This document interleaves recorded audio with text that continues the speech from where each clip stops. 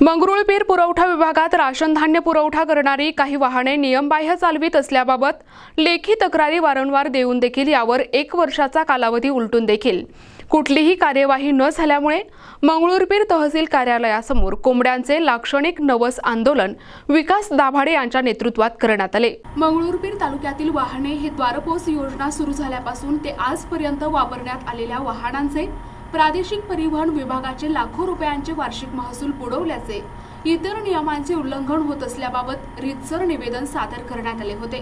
त्याच वेळेस 1 महिन्याचा कालावधी उलटून देखील कार्यवाही न झाल्यामुळे पुन्हा स्मरणपत्र दिले, त्यावर सुद्धा कुठलीही कार्यवाही झाली नाही।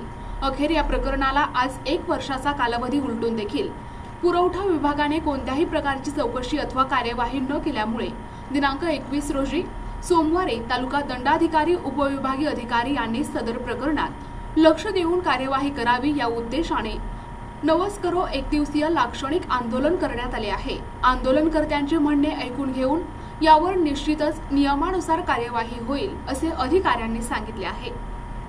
आज मंगरुळपीर तहसील कार्यालय येथे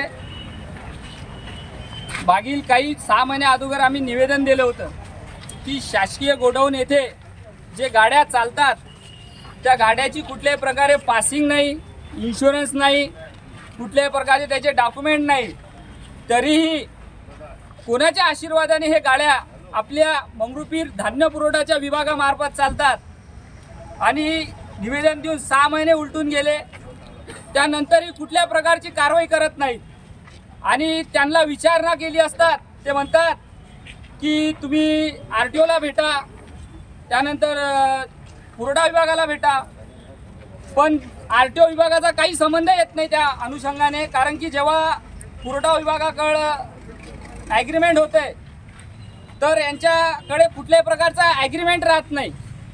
त्या अनुषंगाने आज आम्ही तहसील कार्यालयासमोर कोंबडे देऊन नवस करून आंदोलन करू इच्छितो। प्रतिनिधी फुलचंद भगत, NTV न्यूज मराठी, मंगरुळपीर, वाशिम।